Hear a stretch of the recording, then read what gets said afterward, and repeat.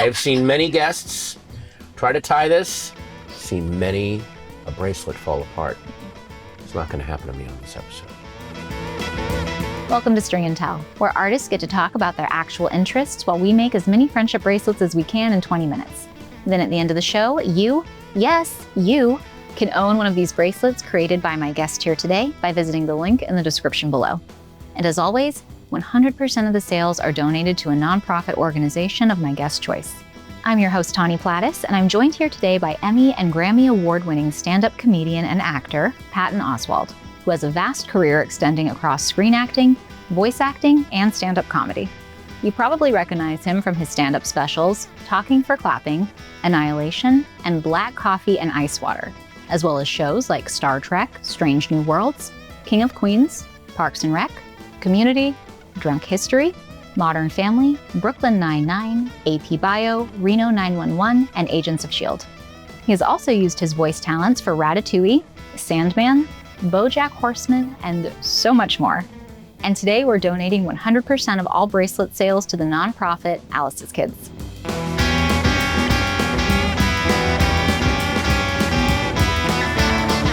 What a surreal life you have. Like, hey, was that your voice on this thing? Could be. Maybe. I spent 4 hours in the studio yesterday. God knows where that went. I'm sure that it's on something. Exactly. I never know where I'm going to end up. Like, I only, because it's an option. It's programmable. So as long as I'm in the system, I'm a possibility. And I don't want to get dark. We don't need to record this part. What if you end up on a weapons system somewhere? You're not the first person who's asked me that and who said that. And I'm like, could I be the voice of the apocalypse? Maybe. Yeah. So, like, seriously, dropping package now. Yeah. Like, that could be the last human voice that's heard. Right? That could be you. Possibly. Oh, no. Please return to your homes and await for the authorities. Like something like that. I'm like, that's going to be horrifying. What if I hear myself saying that? Please comply. Please comply. Oh, God, what if your thing is please comply? That would actually be a really funny sketch. You're like, you come in like, we just need you to do a lot of product stuff. And then the things get darker and darker and darker. You're like, what is this for? Don't worry about that. Do not argue with the flesh harvesters. I'm sorry, what company is this one? We just need all the sounds, so it's just a bunch of random stuff. That's what they always tell me. That, like, something like that has happened, though, because it does. You spend, like, between 20 and 40 hours in the booth recording all this stuff, right? So it all ties together and it can sound natural. And you're reading, like, headlines off of newspapers sometimes, and it gets really dark. And I've had those moments where I'm like, oh, God. And on that note, hi, everybody. Yeah, should we do that fake, like, kind of... Anyway... Tawny, talk us in. What are we doing? So we're making friendship bracelets. Yeah. Gave you a little tutorial.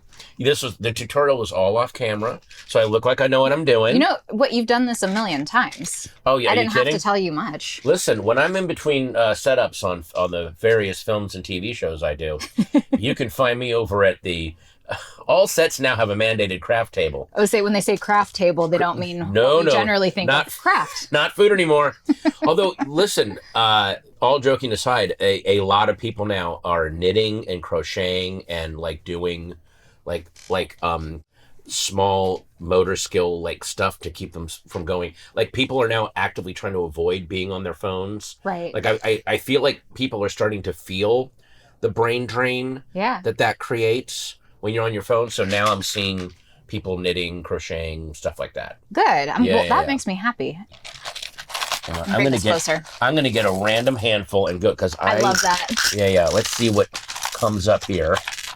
Did you ever do this kind of stuff with your daughter, like friendship bracelets or anything?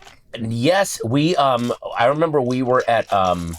We went to Hawaii, and they had this little thing for kids where they would make these really elaborate, like, shell bracelets of these tiny little, like, natural shells that have little holes in them, and then they would teach you about, like, what these mean and stuff. And this is such a weird choice for a show, because obviously I want to talk to you, but then my brain is just going to, I just want to sift through this stuff and not talk. And so I was like, we have time. Oh, I'll have a nice little morning with my daughter. And then half the time we weren't even talking. We're just like, focused. Nice. Look at that. That is so cool. It's a good one. Yeah, yes, exactly. Oh, I love that.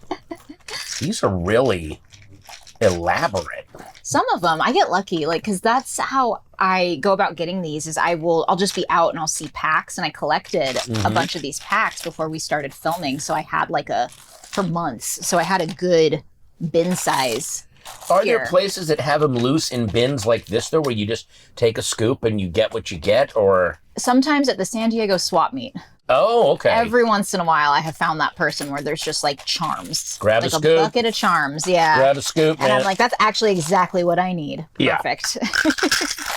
Okay, now I just, a motif has just shown itself to me. Okay, what are we seeing? And now I'm going to, well, in the center of this is going to be the popsicle. Now, there's this milkshake frosty drink, but it's red. So each treat is going to decide where the next colors are. It'll key off the next color. So I like that. Have a plan.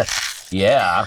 Are you on spring break right now with your kiddo? My kiddo just finished spring break. Oh, okay.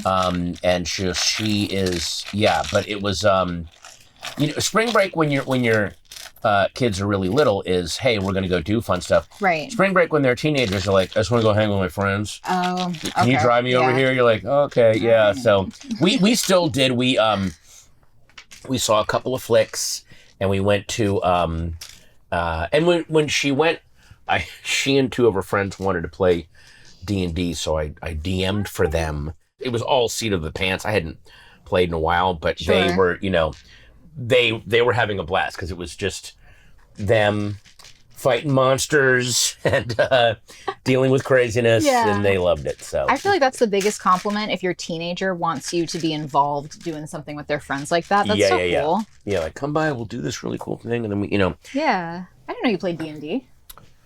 You've not played D&D? I didn't know you played D&D. I know. I feel like that should have been probably really obvious. A lot of, kind of.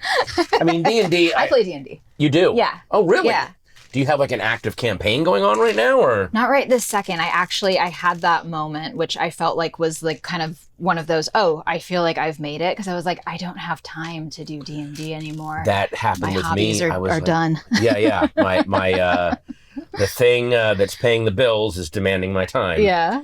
Wow. What was your preferred character? What did you like to play?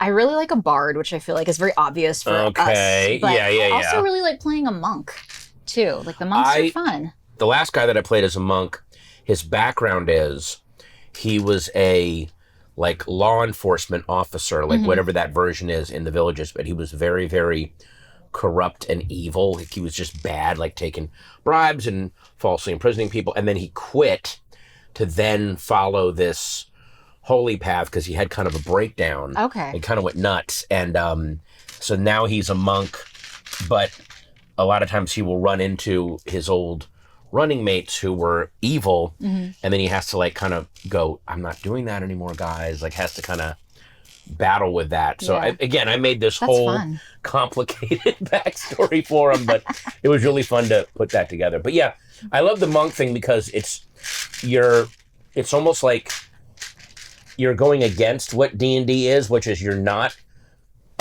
hoarding loot and collecting, you're trying to live this aesthetic life, and then the more you give away, the more powers you get, which is really cool. That's what I enjoy about it too. Yeah. And just like I love anything that subverts expectation too. So like taking that character and like flipping. Yes. So like the monk that has like no patience, like is like just really bad at being a monk. Oh no, that's the thing. I like when I would play him, I was like, he was constantly tempted by, what I was doing was evil. It was also so much easier. It was so much easier. So dealing with that, like, what if you get frustrated and just want to, can I just haul off and kill this guy? Yeah. You know what I mean? So it's a much easier alignment to play as. Yes, exactly. I really, really loved doing that. So that was really fun. Would you ever do a D&D show? Because that was like the last time I played D&D. It was because I was on an episode for a D&D series. What and was I'm it like, called? well, this is a good excuse for it. Yeah. This one is called Verity Vox, but it's what the whole thing is they adapt authors' books into campaigns. So it's like New York Times best-selling books, like fantasy books or like whatever. It was really fun.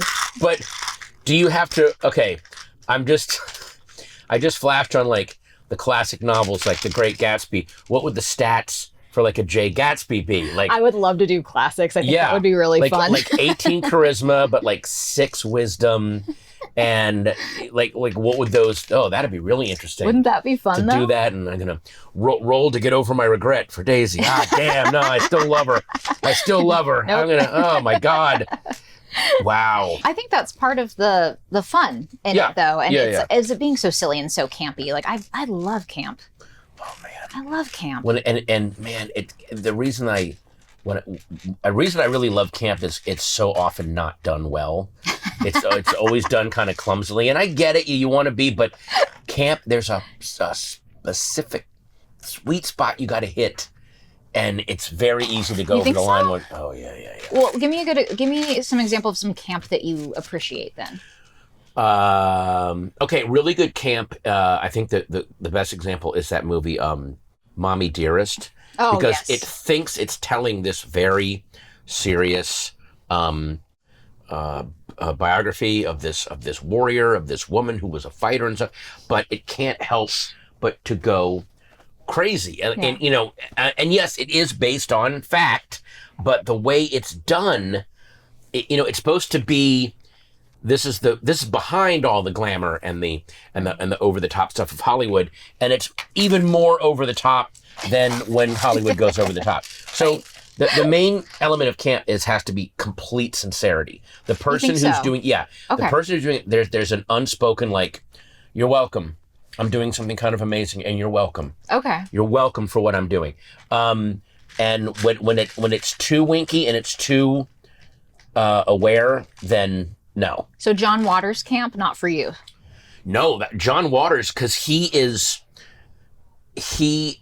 I don't really see a lot of winking in John Waters movies. If you watch, especially Female Trouble, which is one of my favorite movies of all time, he is telling a serious tale about youth gone wrong, and doesn't ever shy away from the craziness of it. He's not.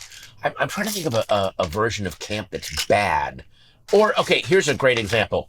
When they try to do something serious and it doesn't work, so then they try to package it as camp, as, oh, we were joking all along, like Showgirls. It's like, no, you thought you were making a serious movie here. Like, let's just, can you just admit that you were doing that? But do you enjoy that kind of camp because they did think that they were making a serious movie with Showgirls? Yes, I enjoy that kind of camp. I just don't. I don't buy it when they then try to sell it after the fact. Of course. And I remember when I saw it, it was at the Sunset 5, and there was a lot of people in the audience that were trying to make it a cult movie, like they were forcing it. So when they would say like, you got to eat brown rice and vegetables, and they would throw brown rice and vegetables, and I was like, guys, this isn't happening spontaneously. Like you are making this happen, and thus it's not going to happen. Right. So there's that element to it as well. But organic. You got to keep reminding yourself, and this is look, it's a good thing, but it's a painful thing. Mm-hmm. You signed up to, especially as a comedian, you signed up for one of the most ephemeral art forms on the planet, a thing that does not age well. Right. Not even in a bad, offensive way. Like what used to be funny just isn't funny anymore. That people will do you one better, and that's fine. Do what you can in the moment, and then learn to step aside with some grace and dignity. Sure. There's a lot of people, especially in comedy, and I think, and not as much in music, because musicians seem to age, for the most part, a little more dignified. Like, oh, okay, this is let the kids have it. This is great. Right. But learn to be like John Wayne at the end of The Searchers and go, did what I could, got to walk away now. Yeah, pass the mic kind of a thing. Pass the fucking, get out of the way. Yeah. Yeah. And right now, we are in the middle of, on a like existential and global level, we're in the middle of people that will not pass the mic on. Will not pass the mic. And it's the it's especially more than anyone, it's the boomers, because and I understand why. Their whole thing was, we are youth and sex and rock and roll and rebellion. And it's got to feel really tough to see Gen X and Gen, to come along and go, no, they just will not accept it. And they're not letting go. So we're going to have to wait for a generation of people to just kind of, I don't want to say die, but just finally get out of your way. Right. And it's just not happening right now. Right. Well, so I think there's kind of a balance probably that we need to strike. That's beautiful. It's too tight though, isn't it? Well, it's it's supposed to be a bracelet, so I can actually tie that for you if you'd like. Yes, tie that you're because good. I have watched many episodes of this show. What camera am I looking into? I'm going to look into that one. I have seen many guests try to tie this. I've seen many a bracelet fall apart. It's not going to happen to me on this episode. Playing pretty fast and loose there the way you're holding it too. Take that away. How dare you? It's like you're saying all that while you're like... Yeah. So anyway, there's so much life in embracing age and death. There's so much more cool stuff waiting for you, you know? Oh, completely. But you have to embrace that first. Yeah. You made it. You won. Yeah. Enjoy that. What are you doing? You know, so that, okay, hang on. Look at that. Well, but I got to do a few less charms. It's a little unbalanced, but that's okay. I like it. All right. I like it a lot. Okay, cool. Do you travel for summer? Like, do you go summer in I don't nice travel places? for summer, but I definitely travel for work. Right. I made the mistake, this is years ago, I did Einstein's Comedy Club in Anchorage, Alaska, which summer in Alaska, this was at the end of May. Okay. Alaska is so cold and gloomy in the winter. Like, sun comes up at 11 a.m. and sets at 3. So in the summer, when the sun does not go down, people want to be outside. They want to be outside and getting as much vitamin D as they can. So I was doing shows for like 2 people. And not only that, I wasn't sleeping because the sun doesn't go down and your circadian clock is gone. Yeah. And I was seeing red Martians, man. Like, I was just hallucinating. And the club owner was like, there's blackout curtains in your room. We all have them here. You've got to use those at 10 o'clock. Black out your room and make it dark until, you know. And, oh, man, I was just going. Because also, I was tickled with the novelty of at 3 a.m., you could go to downtown Anchorage and the streets were empty. But it was lit. And it was like being in an apocalyptic film. Like, that's so strange. There's no one here. But it's, you know, and so that I got a little bit too into that, and that threw my clock off. Yeah, I would imagine it would. And you could tell, like, the audiences were like, oh, he doesn't live here. He's, look at him. Look at him. He's not from around here. Yeah, well, you're going back on tour a little bit, soon, yeah. I'm doing a bunch of stuff in June, and I mean, it's weird for me because I go back and forth between stand-up, but I also write comic books. So in July, there's San Diego. You want to go down there, meet fans, sign stuff. So there's a thing in showbiz, and I'm sure you've experienced this. I'm handing this off to be tied. Ooh, look at you. You did that quick. Popcorn. This is so cute. Where obviously you want to focus on your career, and this is what I'm doing, but then there are other things you have to do that are not necessarily creative centered, but are still essential. Like I got to go to some conventions and meet some fans and do some signings, and like you gotta go meet the people where they are, and I love doing it. I'm not like doing it resentfully. Maybe you don't have to do it as much because you get to do a lot of like non-ID voiceover, but create, promote, repeat. Right. And during the promote part is anti-creativity. Mm-hmm. They just want you to say the same 8 things. Right. And so when you, What do you think? I like that. I love it. I got to put my next one, got to put some more beads, make it longer. I'm learning. I'm getting there. Well, it's nice this one's too messy. I don't think, you think that's too messy? Yeah, it's a little too. It tells a story. Yeah. Look at that. It starts with these two, and then we go out from blue, red, and then we end on a green popsicle. Well, and this is perfect for somebody like me because I got these little child-size wrists, so this is just going to be for a tiny little person. Oh my God. Look at that. Oh, a little kid I have that. Yeah. Take it to the movies. Okay, good. All right. Off we go. That one. So, promoting. Well, you see like footage of people on when they'll go like, so-and-so has a weird interview. And I'm always so defensive about that. Like that celebrity that you're seeing, that is probably the 18th interview they've done that day. And they're being asked the same questions. I'm amazed they don't start screaming at people. Sure. You know? Yeah. And that's just a lot of I would imagine people simply not understanding what goes on behind the scenes with that, unfortunately, right? What's it like being a comedian? Yeah. Is it good? Do you like being funny? Do you laugh all the time?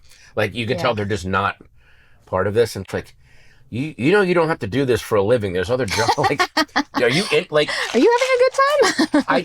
and I'm not saying this as a brag. I get asked to do a lot of moderating, like Q&As for shows and movies, because I'm really into movies and TV shows, and I'm actually interested. A cinephile, right? Rather than but I've also been part of them where, again, they're just like, how much did you laugh on set every single day? Like, they're not engaged in the movie. They haven't seen it, or they saw it and they don't care. Yeah. And you're just like, that's not how you be. It's way more important to be interested than be interesting. Yes. Because if you're interested in something, that piques other people's interest. Gets them excited. That's contagious. Yes. Yeah, I completely agree. So that dress. Yeah. What if we went full in what's the goddamn Leonardo DiCaprio movie where you go inside the dream? Inception, where you do a podcast where it's you and a guest are doing this, and you're just listening to another podcast. So the fans of that podcast can either listen to it just raw, or you can listen to it with this bonus feature, which is Tawny and guest just doing this while the podcast plays. Which I bet would be weirdly popular. I bet people would watch it. People would absolutely watch that. And you and your guests never speak. You're just making stuff. And you just listen to, like, Smartless. See, now this I like. That one's really cool. Look at that. Hell yeah, baby. You know what I should have put? I should have put another one facing this way to have both of those. So this is facing, and then the other one. Yeah. Yeah, I see what you're saying. Still cool, though. I love it. Wow, you got really cool stuff. Yeah. You know, like, what do we... Hang on, I haven't been looking at your progress. This... Do you like that one? Is adorbs. Thank you. Oh, it's a little right thing with the little flowers. Yeah. I'm into the color patterns. Yeah, I love this. I feel like you are too. Like, you're seeing the I'm learning pattern. The first one was a little, and now I'm getting more into the, okay, wait a minute, here we go. My goal is to let myself be able to make a chaotic one at some point. Chaos. Like, to just chaos. Just have it be just absolute random. Is there anything arts-wise, culture-wise, you're genuinely looking forward to this year? Oh, of course. There's all kinds of fun stuff coming out.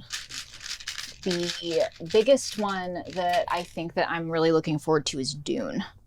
Dune 3. Are you a Dune fan?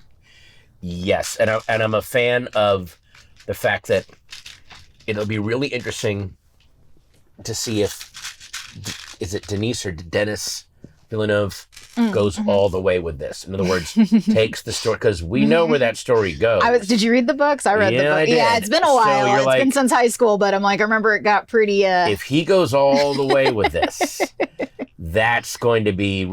And also will be very, very timely. Yep. So we will see what happens. But and again, if he goes all the way with this, and this is a massive studio film. Right. With massive studio money behind it, and they get behind that story. But that's what's made me think, I'm like, he's not gonna, right? But if you watch Denise's other stuff, like Incendiaries and Prisoners, like, he goes there. He fucking goes there. Even, I thought Blade Runner 2049 was amazing in how it was grim and dark it was. Like, he really embraced the themes that Philip K. Dick had in the original book, which is... we will take imitation over life if life is sad and imitation is happy. And, so grim. I got one more thing I'm going to ask you. Go right ahead, please. After I tie this for you.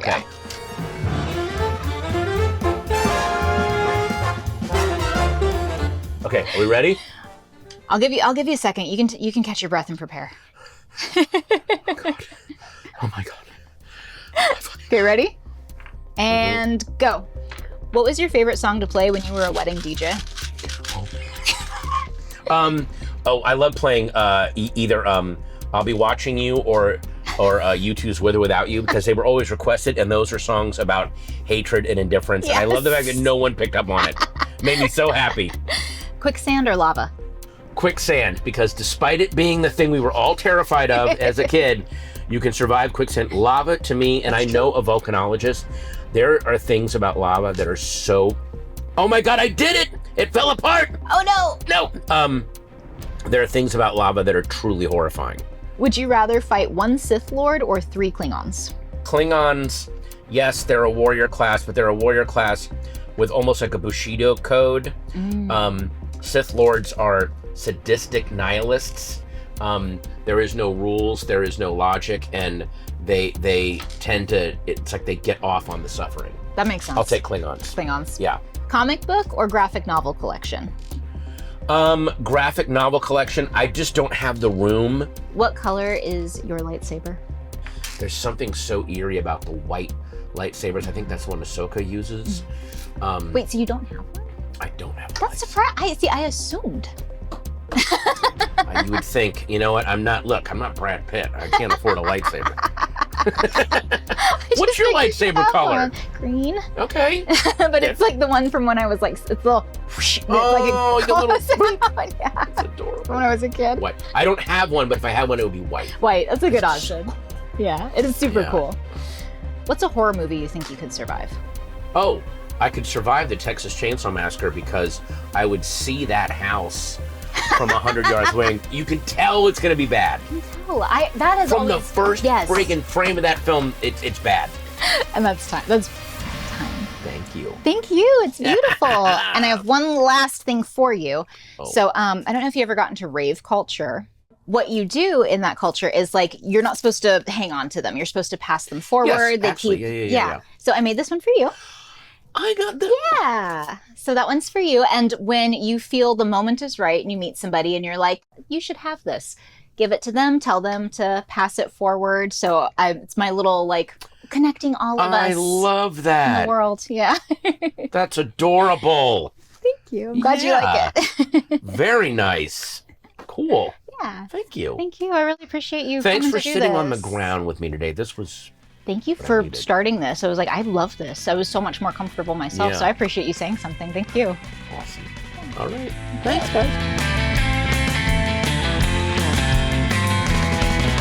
And if you'd like to own any of these bracelets made here today by Patton, head to the link in the description below. Every dollar goes to the nonprofit Alice's Kids. Thanks for watching. And remember, every bracelet has a story. Every story helps a cause. See you next time.